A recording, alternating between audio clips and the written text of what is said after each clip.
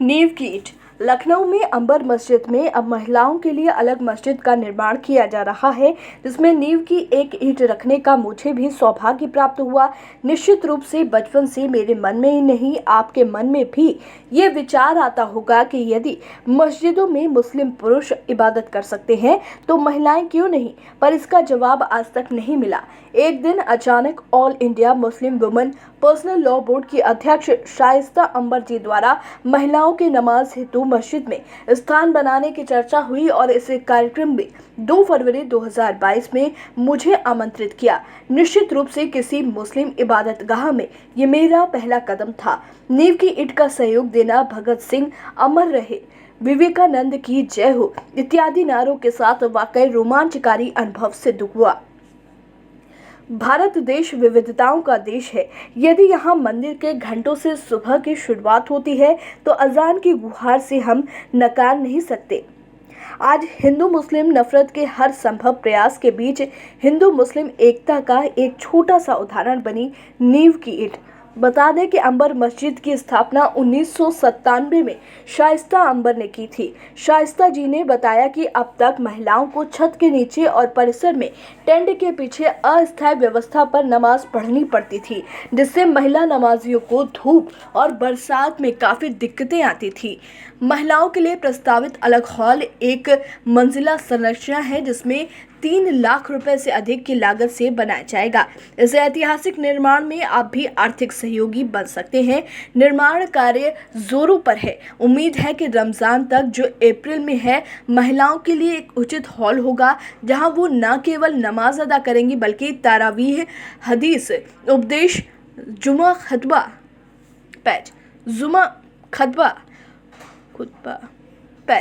जुमा खुतबा और अन्य धार्मिक कार्यक्रमों में भी हिस्सा लेंगे। महिला सशक्तिकरण की बात करना तो आसान है, पर उनके लिए हक और अधिकार दिलाने की जद्दोजहद में कुछ करके दिखा देना शायद इसी को कहते हैं। आमतौर पर शिया और सुन्नी मसलक के लोग अलग अलग मस्जिदों में नमाज अदा करते हैं, लेकिन पीजीआई के पास स्थित अंबर मस्जिद में ऐसी कोई बंदिश या अलगाव नहीं है और अब महिलाएं भी नमाज पढ़ने की अधिकारी बनेंगी। यह शिया सुन्नी एकता के पीछे महिलाओं का एक बड़ा योगदान है। पीजीआई ट्रॉमा सेंटर के पास स्थित अंबर मस्जिद का निर्माण साल 1997 में हुआ। मुस्लिम महिला पर्सनल लॉ बोर्ड की अध्यक्ष शाइस्ता अंबर बताती हैं कि मस्जिद बनवाने के लिए उन्होंने जेवर बेचकर ज़मीन खरीदी। इस मस्जिद के मेन गेट पर संगमरमर के बड़े बड़े अक्षरों में लिखा है कि यहाँ सभी मसलक के लोग नमाज पढ़ें, इस्तकबाल है। आज यहाँ 125 से ज़्यादा शिया सुन्नी रोज़ेदार नमाज पढ़कर एक साथ रोज़ा खोलते हैं। शाइस्ता जी ने दोनों मसलक के लोगों के लिए इस शर्त पर मस्जिद की तामीर करवाई है कि वो एक साथ यहाँ अल्लाह की इबादत करेंगे। अंबर मस्जिद का उद्घाटन 2 फरवरी 1997 को मौलाना अली मियां ने किया था। शाइस्ता जी के मुताबिक सौर ऊर्जा के पैनल से लैस इस मस्जिद में मिलाद शरीफ के साथ शुहदा ए करबला का भी जिक्र है। मस्जिद के कैंपस में 15 अगस्त और 26 जनवरी को झंडारोहण भी होता है। सामाजिक समरसता का उदाहरण प्रस्तुत करती है मस्जिद, जहां रामनामी दुपट्टा, रुद्राक्ष की माला, गुरु ग्रंथ साहब, आचार्य शर्मा जी द्वारा रचित शांति कुंज की महत्वपूर्ण पुस्तकें व लेख के साथ साथ बाइबिल की उपलब्धता सभी धर्मों के सम्मान के जीता जाता उदाहरण प्रस्तुत करती है। निश्चित रूप से मस्जिद के अंदर पहला कदम रखने का ये मेरा पहला अनुभव यादगार रहा। इबादत आप किसी भी धर्म की करिए, पर सम्मान सभी धर्मों का हो, ये भारत की सहिष्णुता, सभ्यता और संस्कार को बनाए रखने के लिए बहुत ही ज़रूरी है। कुछ बात है कि हस्ती मिटती नहीं हमारी, सदियों रहा है दुश्मन दौर ए ज़मा हमारा। यूनानो मिस्रो रोमा सब मिट जाए यूनानो मिस्रो रोमा सब मिट गई जहां से महिलाओं के हक अधिकार के लिए लड़ती एक महिला निश्चित रूप से हम सभी के स्नेह और श्रद्धा का जीवंत उदाहरण प्रस्तुत करती है। शाइस्ता अंबर चाहे 3 तलाक जैसे कुरीति को खत्म करने की लड़ाई हो या महिलाओं के लिए पूजा स्थानों में जगह दिलाने की बात, पूरी मुस्तैदी से अपने कर्तव्य में लगी है। निश्चित रूप से ये मेरे लिए सौभाग्य की बात है कि इस ऐतिहासिक जद्दोजहद में मुझे मेरे नाम की नींव की ईंट रखने का सौभाग्य प्राप्त हुआ।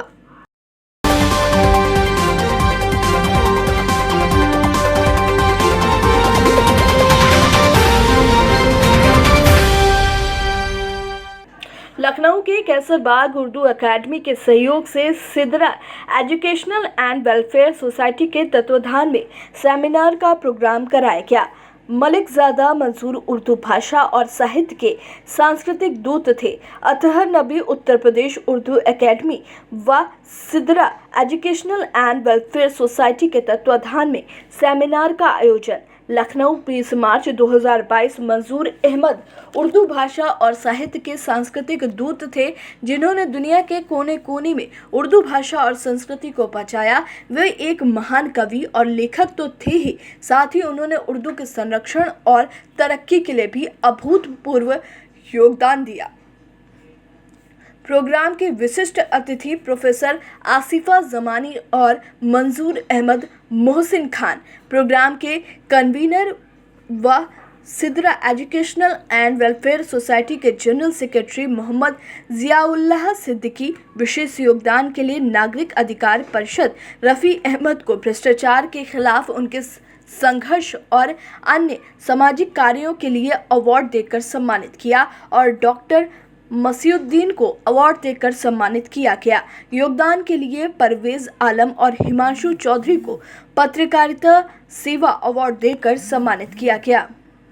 आज हमारे वालिद प्रोफेसर मलिकजादा मंजूर अहमद साहब, जो आलमी शोहरत याफ्ता अंतर्राष्ट्रीय ख्याति प्राप्त शायर और संचालक और दार्शनिक थे, उन पर एक seminar Sidra educational and welfare society की ने किया और बहुत ही कामयाब सेमिनार हुआ।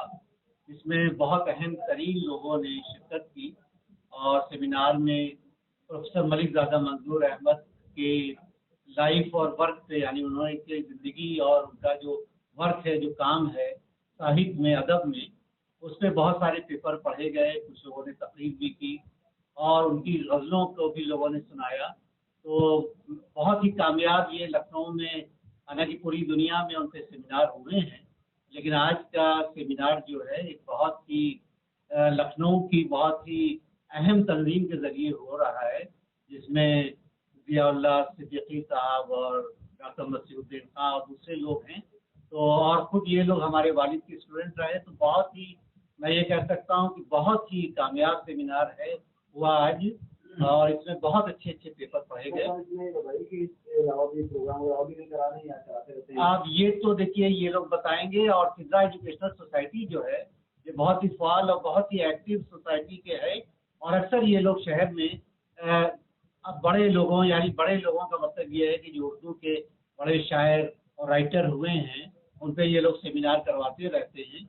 और दूसरे सोशल वेलफेयर के जो और एजुकेशन की फील्ड के जो काम हैं, ये सब लोग ये सोसाइटी जो है करती रहती है। तो हम ये कह सकते हैं कि हमारे शहर की बहुत ही एक फाल और बहुत ही एक्टिव एक ऐसी सोसाइटी है कि जिसके ज़रिए साहित्य और समाज सेवा, यानी अदब और सोशल वर्क, ये जो है इस पर बहुत अहम काम होता है। अब देखिए, ये तो आप रियाज साहब इन लोगों से पूछिएगा, लेकिन मेरी मालूमात से ये काम भी ये लोग करते होंगे जाहिर है, लेकिन क्योंकि मुझे तो यहाँ बुलाया गया था कि मैं अपने वालिद पे, और मुझे आज भी इन लोगों ने बहुत सारे लोगों को अवार्ड भी दिया है, जिसमें मैं भी हूँ, परवेज मलिकजादा। मैं साहित्य और शिक्षा के क्षेत्र में मुझे अवार्ड मिला है, दूसरे लोगों को भी अवार्ड मिला है। तो मैं यही कह सकता हूँ कि आज का ये प्रोग्राम बहुत कामयाब रहा। और आप खुद देख रहे हैं कि इस हॉल में मतलब कोई कुर्सी खाली नहीं है और लोग मौजूद हैं। इसी से अंदाजा आप कर सकते हैं कि बहुत ही देखिए, इस तरह का प्रोग्राम जैसे हम उन लोगों को जब याद करेंगे, किसी साहित्यकार को, किसी शायर को, किसी राइटर को, जो अब इस दुनिया में नहीं है, तो वो तो अपनी जिंदगी गुजार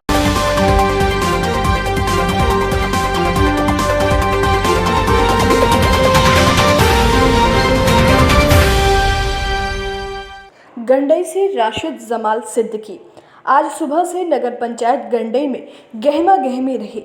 नगर पंचायत अध्यक्ष श्यामपाल ताम्रकार के खिलाफ अविश्वास प्रस्ताव लाया गया था। आज पार्षदों के वोटिंग से होना था अध्यक्ष के खिलाफ या फिर अध्यक्ष के पक्ष में वोटिंग होना था। मतदान के लिए नगर पंचायत के सभागृह में तैयारी की गई थी, जहां एसडीएम गंडई, नगर पंचायत अधिकारी प्रमोद शुक्ला, एसडीओपी गंडई मौजूद रहे। 15 पार्षदों ने मतदान किया। मतदान में अविश्वास प्रस्ताव के पक्ष में 11 और विपक्ष में 4 पार्षदों ने मतदान किया। अध्यक्ष श्यामपाल ताम्रकार के खिलाफ भाजपा के 4 पार्षदों ने वोटिंग किया, जिसके कारण श्यामपाल ताम्रकार को पद से हटना पड़ा। कांग्रेस में खुशी का माहौल रहा और भाजपा में मायूसी दिखाई दे रही थी। एक तरफ कांग्रेस के लोग जिंदाबाद के नारे लगा रहे थे, तो वहीं भाजपा के लोग मुर्दाबाद के नारे लगा रहे थे। 7 कांग्रेस और 7 भाजपा के पार्षद जीत कर आए थे और निर्दलीय चुनाव जीते थे। श्यामपाल ताम्रकार भाजपा के पार्षदों ने समर्थन देकर नगर पंचायत के अध्यक्ष पद पर श्यामपाल ताम्रकार को बैठाया था। आज 4 पार्षद भाजपा के श्यामपाल ताम्रकार के खिलाफ रहे। कांग्रेस के वरिष्ठ नेता अयूब कुरैशी, सुरेंद्र जायसवाल, अमित टंडन, समस्त कार्यकर्ता मौजूद रहे। आचार संहिता की वजह से अभी नए अध्यक्ष कौन बनेगा, ये अभी भविष्य के गर्भ में है। अध्यक्ष के लिए दिलीप ओगरे, भिग्येश यदु और चिंतन देवांगन का नाम सुर्खियों में है। चेतन दिवांगन का नाम सुर्खियों में है। देखना होगा इनमें से। यस सर, आज की जानकारी देंगे आश्वासन प्रस्ताव पे। यहाँ जो नगर पंचायत अध्यक्ष श्यामपाल ताम्रकार के खिलाफ हुआ है, उसके बाद नगर पंचायत गंडई के अध्यक्ष पद के अविश्वास प्रस्ताव के लिए सम्मेलन की तिथि आज के लिए निर्धारित थी। इसमें 11 पार्षदों ने अविश्वास प्रस्ताव के पक्ष में वोट दिया और 4 पार्षदों ने इसके विपक्ष में वोट दिया। नियमानुसार परिषद के कुल निर्वाचित पार्षद हैं, उनके आधे से अधिक और उपस्थित एवं निर्वाचित पार्षदों की कुल संख्या के 2/3 से अधिक पार्षद यदि अविश्वास प्रस्ताव के समर्थन में वोट करते हैं तो प्रस्ताव पारित माना जाता है। चूंकि 11 दोनों से अधिक है, इसलिए अविश्वास प्रस्ताव आज का पारित हुआ है एवं अध्यक्ष का पद तत्काल प्रभाव से रिक्त हुआ। सर, अभी तो आचार संहिता लगा है, इसलिए नए अध्यक्ष की तो घोषणा भी की नहीं जाएगी। इस संबंध में जो भी निर्णय है वो वेद प्राधिकारी कलेक्टर राजनांदगांव की तरफ से दिए गए। सर, नाम और पद बताइएगा। सुनील कुमार शर्मा, अनुभागीय अधिकारी राजस्व, गंडई क्षेत्र। बताइएगा, आज जो अविश्वास प्रस्ताव पे चुनाव हुआ, वोटिंग हुई 11 और 4 रहा। आप नेता प्रतिपक्ष भी हो नगर पंचायत के। 11 और 4 इस कारण हुआ, कांग्रेस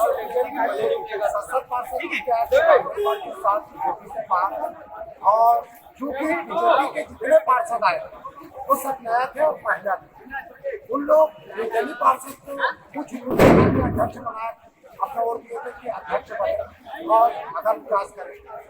लेकिन नगर पंचायत अध्यक्ष द्वारा सिर्फ अपने हित देखते हुए उन लोगों का भी अपमान किया।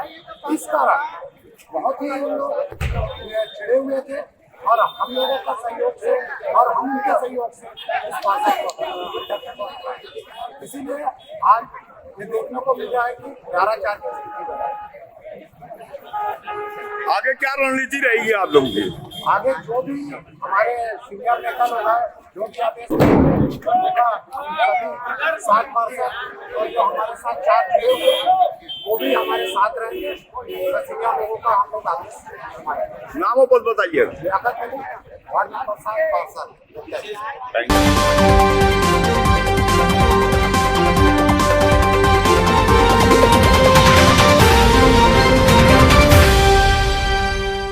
सोयत कला नगर में वार्ड नंबर 5 और 6 में पहले से ही रोड का निर्माण तो नहीं हुआ है, पर घरों का गंदा पानी रोड पर ट्रेन की तरह दौड़ रहा है। विद्यालय के बच्चे वहां से निकलते हैं और कई महिलाएं भी निकलती हैं। इस गली का नाम है हिंगलाज माता गली, पर कोई जिम्मेदार अधिकारी कर्मचारी इस ओर ध्यान नहीं दे रहा है।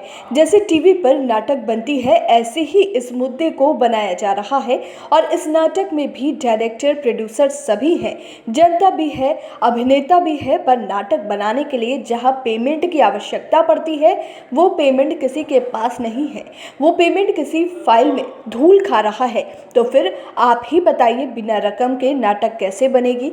फिर भी सोएतकला नगर परिषद इस नाटक को बना रही है। कैसे बना रही है हम आपको बताते हैं। रोड पर जो गंदा पानी बहता है, अगर उसके लिए कोई वाद विवाद की स्थिति बच जाती है तो सभी अधिकारी और कर्मचारी आ जाते हैं और नियम बताकर चले जाते हैं, पर स्पष्ट जवाब कोई नहीं देता है। सभी गोलमाल स्थिति पर चल रहा है। आशा है कि उच्च अधिकारी इस ओर ध्यान देंगे। अगर भविष्य में कोई बड़ी दुर्घटना हो गई तो जिम्मेदार कौन रहेगा, पूछता है इंडिया दस्तक न्यूज़। अनिल बैरागी की विशेष रिपोर्ट।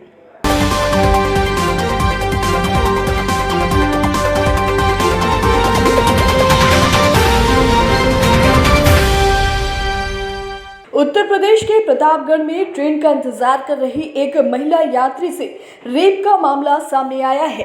प्रतीक्षालय में बैठी महिला शौचालय में टॉयलेट गई थी। महिला से शौचालय संचालक अन्ना ने रेप किया। घटना के समय पति सामान लेने गया था। लौटकर खोजबीन करते हुए पहुंचा तो शौचालय में पत्नी बेसुध पड़ी मिली। पुलिस मुकदमा दर्ज कर जांच में जुटी है। बताया जा रहा है कि अंतु थाना इलाके का एक युवक अपनी पत्नी के साथ प्रतापगढ़ जंक्शन के प्रतीक्षालय में कहीं जाने के लिए ट्रेन के इंतजार में था। सुबह में पति खाने पीने का सामान लेने बाहर गया था और कुछ देर बाद वापस लौटा तो पत्नी को अपनी जगह पर न पाकर खोजबीन की। इधर उधर खोजबीन के बाद शौचालय के भीतर पत्नी बेसुध अवस्था में पड़ी मिली। किसी तरह पत्नी सामान्य हुई तो उसने बताया कि शौचालय में घुसने के बाद पीछे से शौचालय कर्मी घुसाया और उसके साथ दुष्कर्म किया और भाग गया। पीड़िता की नज़र आरोपी पर पड़ी तो पति को बताया, जिसके बाद उसका पति आरोपी युवक से भिड़ गया। आरोपी का स्टेशन के बाहर ही घर है। विवाद की जानकारी पर उसके घर के लोग भी आरोपी के साथ मिलकर पीड़िता के पति के साथ मारपीट करने लगे। फिर आरोपी मौके पाकर फरार हो गया।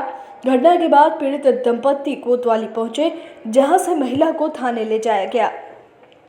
पुलिस ने आरोपी के खिलाफ मामला दर्ज कर लिया है। सीओ सिटी अभय पांडे ने बताया कि नामजद तहरीर प्राप्त हुई है, अभियोग पंजीकृत कर लिया गया है। आरोपी को गिरफ्तार कर आवश्यक कार्रवाई की जाएगी।